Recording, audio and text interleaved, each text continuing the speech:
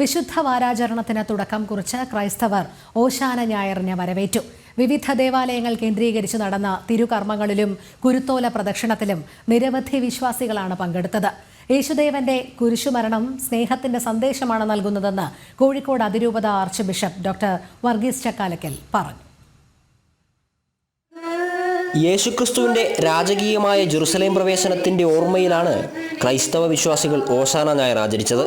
പീഡാനുഭവത്തിന്റെയും കുരിശുമരണത്തിന്റെയും അന്ത്യത്താഴത്തിന്റെയും ഉയർത്തെഴുന്നേൽപ്പിന്റെയും ഓർമ്മ പുതുക്കലാണ് ഇനിയുള്ള ഒരാഴ്ചക്കാലം. ഈ ദിവസങ്ങളിൽ വിശ്വാസികൾ ദേവാലയ സന്ദർശനം പതിവാക്കും. യേശുക്രിസ്തുവിന്റെ ത്യാഗപൂർണമായ ജീവിതത്തെ വാഴ്ത്തിപ്പാടും. സംസ്ഥാനത്തെ വിവിധ ദേവാലയങ്ങളിൽ പ്രത്യേക തിരുക്കർമ്മങ്ങൾ നടന്നു. കോഴിക്കോട് സെന്റ് വിൻസെന്റ് ഹോമിൽ നിന്ന് ആരംഭിച്ച കുരുത്തോല പ്രദക്ഷിണം ദേവമാതാ കത്തീഡ്രലിൽ അവസാനിച്ചു.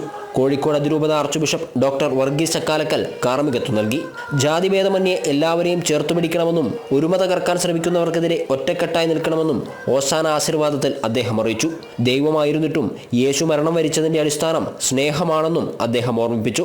നമ്മൾ ദൈവത്തിന്റെ രൂപത്തിലും സാദൃശ്യത്തിലും സൃഷ്ടിക്കപ്പെട്ടവരാണ് എന്ന് പറഞ്ഞാൽ ദൈവത്തിന്റെ രൂപമുള്ളവരാണ് ഓരോ മനുഷ്യനും.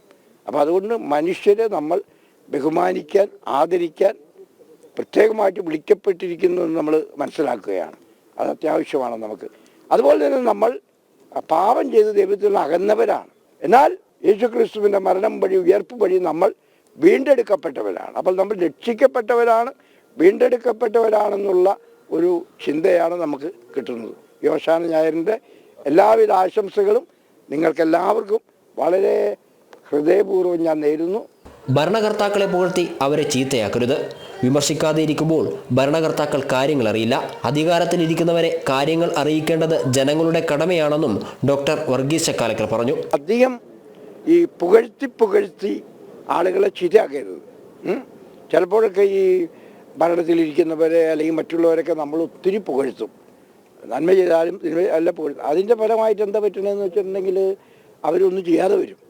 അപ്പോൾ ആവശ്യത്തിന് പുകഴ്ത്തണം, ആവശ്യത്തിന് കാര്യങ്ങൾ പറഞ്ഞ് കൊടുക്കുകയും വേണം. വിമർശനം അനിവാര്യമാണ്. വിമർശനത്തിലൂടെയാണ് വളരാൻ പറ്റുന്നത്. ശരിക്കും പറഞ്ഞു വിമർശനം എല്ലായിടത്തും ആവശ്യമാണ്. നമ്മൾ വിമർശിക്കാതിരിക്കുമ്പോൾ എന്താ പറ്റുന്നത്, കാര്യങ്ങൾ അവരറിയില്ല. ഒരു കാര്യമുള്ളതാണ്, നമ്മൾ അധികാരത്തിലിരിക്കുന്നവർ, ഇപ്പം ഞാനടക്കമുള്ളവർ പലപ്പോഴും പല കാര്യങ്ങളും അറിയാതെ പോകും. എല്ലാവരും വിചാരിക്കും ഇദ്ദേഹത്തിന് അറിയാമെന്ന്, പക്ഷെ നമുക്കറിയാൻ പറ്റാവില്ല. നഗരപ്രദക്ഷിണത്തിലും കുർബാനയിലും നിരവധി വിശ്വാസികൾ പങ്കെടുത്തു.